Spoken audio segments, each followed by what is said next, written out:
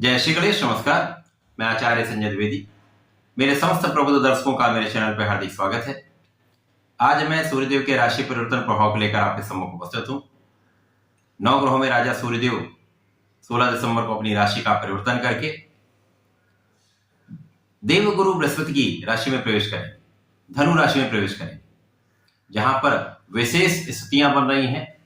गुरुदेव की राशि में भी होंगे, गुरुदेव से दृष्ट भी होंगे, तो ये एक विशेष लाभ देने वाली स्थिति बन रही है। जब भी किसी ग्रह का एक अनुकूल परिवर्तन होता है, सकारात्मक परिवर्तन होता है मित्र की राशि में, स्वराशि में या उच्च राशि में, तो निश्चित रूप से उस ग्रह का प्रभाव बढ़ जाता है। उस भाव में, जिस भाव में जा रहे, उस भाव के प्रभाव को कई गुना बढ़ा देते हैं, क्षमता में वृद्धि हो जाती है।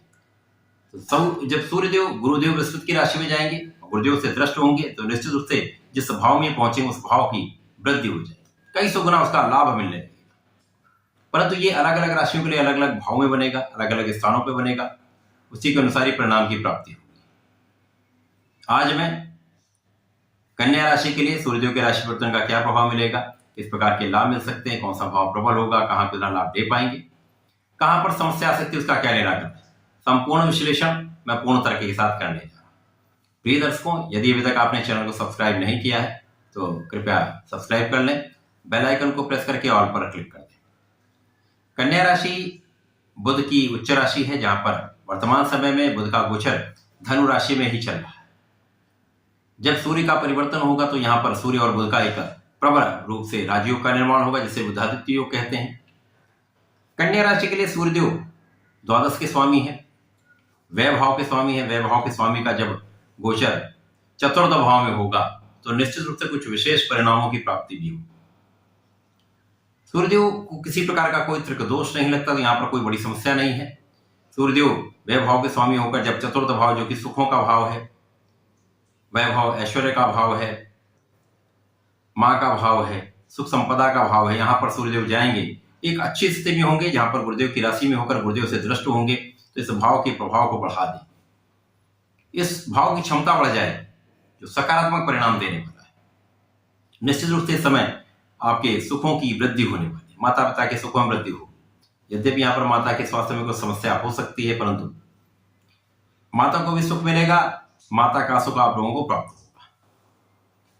सुख संपदा का आप अर्जन करने वाले हैं, यहाँ पर आपका व्यय होने वाला है, क्योंकि व्यय भाव के स्वामी जब जाएंगे चतुर्थ भाव में, निश्चित रूप से कहीं ना कहीं आपके लिए कुछ सुखों का उपभोग कराएंगे, सुखों का उपार्जन कराएंगे। जब आप किसी सुख का उपार्जन करते हैं, कुछ सामग्री परचेज करते हैं, भूमि भवन वाहन का परचेज करते हैं, तो निश्चित रूप से वहां पर व्यय बढ़ते हैं। तो यहाँ पर व्यय बढ़ेंगे, परंतु वो आपके सुखों के उपार्जन के लिए होगा, सुख बढ़ाने के लिए होगा। ये एक अच्छा है। अब सूर्यदेव जब चतुर्थ भाव में होंगे, चतुर्थ भाव की वृद्धि तो हो ही रही, जहां पर आप उसका लाभ भी लेंगे। उसके अतिरिक्त सूर्यदेव का प्रभाव आपके दशम भाव को अत्यंत प्रबल कर देगा।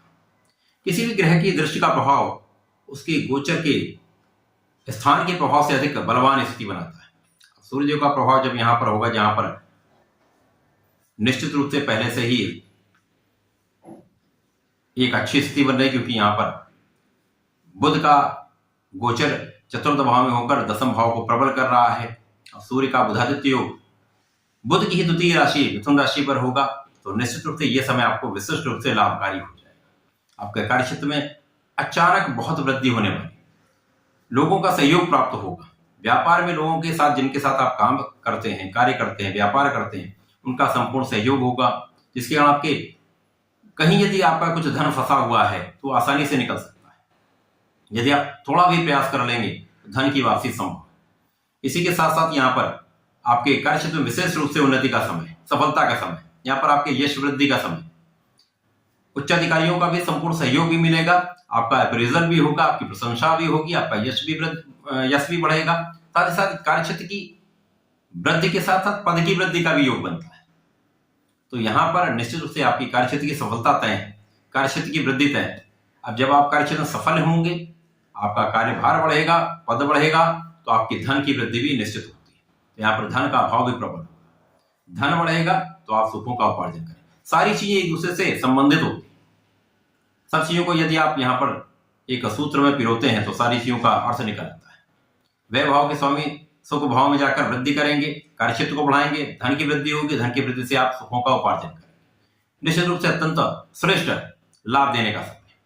यद्यपि यहाँ पर गुरु की स्थिति बहुत अच्छी नहीं है, यहाँ पर 2 केंद्र के स्वामी होकर अष्टम भाव में गोचर कर रहे हैं, कुछ निर्बल है, परंतु गुरुदेव का जो कार्य है, गुरुदेव का जो उत्तरदायित्व है, गुरुदेव अपना संपूर्ण रूप से उस उत्तरदायित्व पर निर्वहन।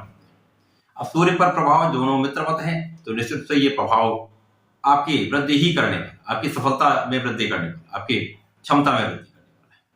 यद्यपि यहाँ पर कुछ पेट के रोग हो सकते हैं, पेट के रोगों से आपको सावधान भी रहना। तो सूर्य का राशि परिवर्तन कन्या राशि के लिए चतुर्थ भाव में होकर अत्यंत प्रभावी भी है, लाभकारी है, सुखों का उपभोग कराने वाला है। इस समय का आपको लाभ लेना चाहिए। कन्या राशि के जातकों को नियमित रूप से भगवान श्री गणपति महाराज के शरण में रहकर संकनासन श्री गणेश स्तोत्रम का पाठ करना चाहिए। वर्तमान समय में स्वास्थ्य समस्याओं से बचने के लिए बजरंग बाण का पाठ यदि प्रत्येक मंगलवार को कर लेंगे तो समस्याओं से बच जाएंगे, कष्टों से बच जाएंगे, उन्नति होगी। तो ऐसा करके इसका लाभ लें। धन्यवाद, नमस्कार।